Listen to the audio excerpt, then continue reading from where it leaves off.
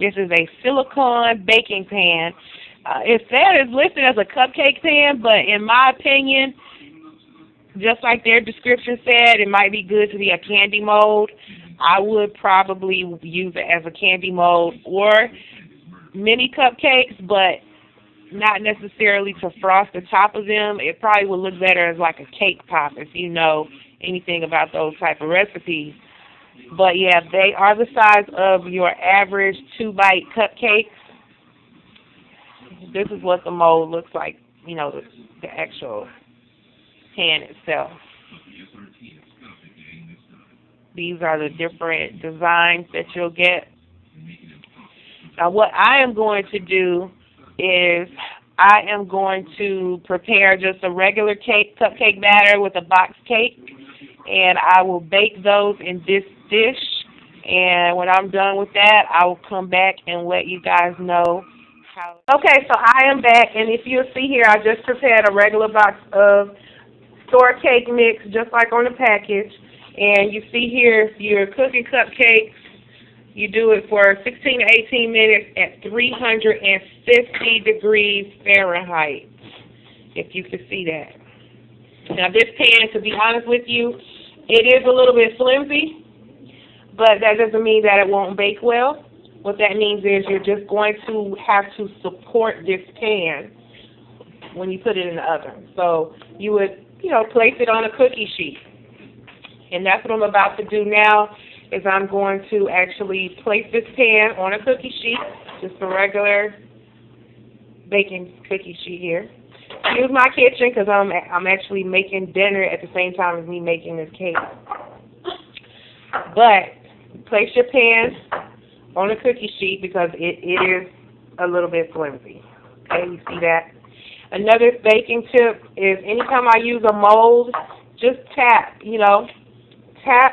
the pan so that whatever it is that you're trying to create the shape of, the mold is completely full all the way to the bottom so that it has that beautiful shape when you're done. I'm going to go ahead and pop this in the oven, and I will come back after the cupcakes are done baking. Now, just so far from using this pan and other silicone bakeware, this reminds me more of like a Jell-O mold than a baking pan, but that doesn't mean it won't bake well. So we'll see. All right. Okay, so the pan withstood the heat really well, and I definitely would recommend to fill these up less than half full, because as you can see, they overbaked. They rose above the top. And for the purpose of making a cake pop, it would be no problem to slice the top of these off, and then you're going to be dipping it in, chocolate ganache or something anyway to coat them, so no one will be able to tell that you have crumbs on the back side of the cake pop. But this is really hot. I'm going to take one of them out so that you can see how the mold looks. But this, like I said, it's really hot, so I'm sorry. So here's the star-shaped one. This one looks like a little tiny burnt cake. I don't like that one. This one was the rose shape. Now, you can't see it too well, but I think it came out really good.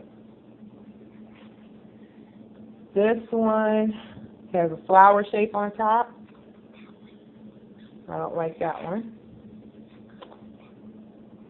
This one was like another small bunch. It was great. This one was an elaborate shape. Now, just keep in mind, if you're going to be coating these with, melted chocolate or something, you're making cake pops, because that's what I would recommend for these. I wouldn't recommend anything else. You will be able to see the definition of the mold better once you coat these with your chocolate ganache or your melted coating. This was another bunch shape. most of the shapes came out pretty well. And like I said, tap your pan on a hard surface before you bake to make sure that the molds are completely filled. But I know you can't really tell that well, with them coming out of the pan, but if you're using this for the purpose of cake pops, the definition of the mold will show up so much better. Oh, that one's cute. That's a heart. Definition of the mold will show up so much better, once you coat these.